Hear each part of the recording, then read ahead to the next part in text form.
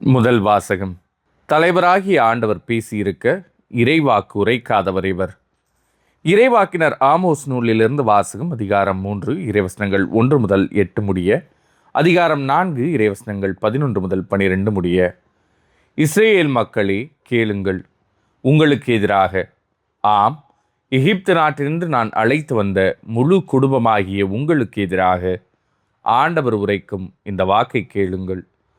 உலகத்தில் உள்ள எல்லா மக்களினங்களுள்ளும் உங்களைத்தான் நான் சிறப்பாக அறிந்து கொண்டேன். ஆதலால் உங்கள் தீச்செயல் அனைத்திற்காகவும் நான் உங்களை தண்டிப்பேன்.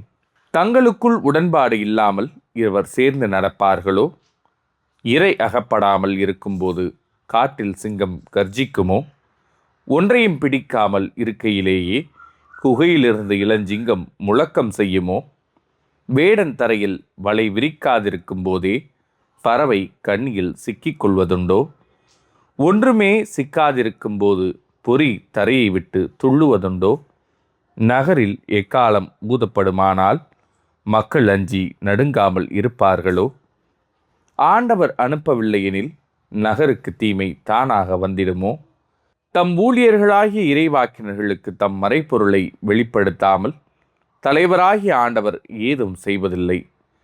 சிங்கம் கர்ஜனை செய்கின்றது, அஞ்சி நடுங்காதவர் எவர்?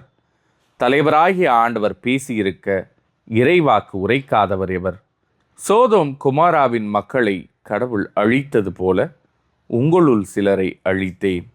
நீங்களோ நெருப்பிலிருந்து இழுக்கப்பட்ட கொள்ளிக்கட்டை போல் ஆனீர்கள். ஆயினும் நீங்கள் என் பக்கம் திரும்பவில்லை என்கிறார் ஆண்டவர். ஆகையால் இஸ்ரேலே, உனக்கும் இவ்வாறே செய்வேன். இஸ்ரேலே, இப்படி நான் செய்யப்போவதால் உன் கடவுளை சந்திக்க தயாராயிரு. இது ஆண்டவரின் அருள்வாக்கு. இறைவா, உமக்கு நன்றி. பதிலுரை பாடல். ஆண்டவரே, உமது நீதியின் பாதையில் என்னை நடத்தும். நீர் பொல்லாங்கை பார்த்து மகிழும் இறைவன் இல்லை. உமது முன்னிலையில் தீமைக்கு இடமில்லை. ஆணவமிக்கோர் உமது கண்முன் நிற்க மாட்டார். தீங்கிழைக்கும் அனைவரையும் நீர் வெறுக்கின்றீர். ஆண்டவரே, உமது நீதியின் பாதையில் என்னை நடத்தும். பொய் பேசுவோரை நீர் அழித்திடுவீர். கொலை வெறியரையும் வஞ்சகரையும் அருவருக்கின்றீர். ஆண்டவரே, உமது நீதியின் பாதையில் என்னை நடத்தும். நானோ பேரருளால் உமது இல்லம் சென்றிடுவேன். உமது திருத்தூயகத்தை நோக்கி இறையச்சத்துடன் உம்மை பணிந்திடுவேன். ஆண்டவரே, உமது நீதியின் பாதையில் என்னை நடத்தும்.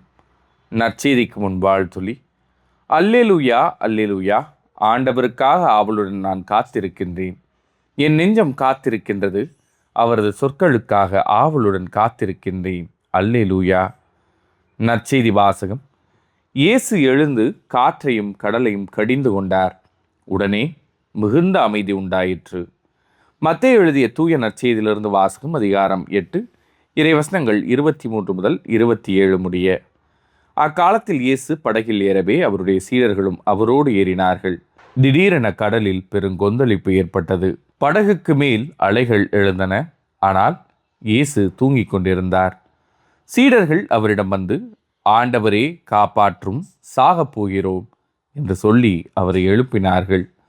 இயேசு அவர்களை நோக்கி, நம்பிக்கை குன்றியவர்களே, ஏன் அஞ்சுகிறீர்கள் என்று கேட்டு எழுந்து காற்றையும் கடலையும் கடிந்து கொண்டார். உடனே மிகுந்த அமைதி உண்டாயிற்று. மக்கள் எல்லாரும், காற்றும் கடலும் இவருக்கு கீழ்ப்படுகின்றனவே, இவர் எத்தகையவரோ என்று வியந்தனர். இது ஆண்டவரின் அருள்வாக்கு. கிறிஸ்துவே, உமக்கு புகழ்.